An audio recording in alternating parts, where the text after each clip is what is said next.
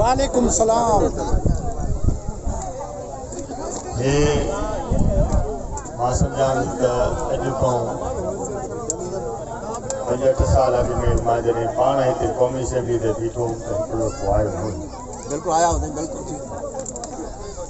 सो ज़रूर जेके तव्हां तालीम कयो था उहो तव्हांजी बजाए छो जो हिन तक खां असां ॿाहिरि आहियूं तक में कोन पर तक जी ॻाल्हि न आहे पाड़े जी ॻाल्हि आहे। मुंहिंजो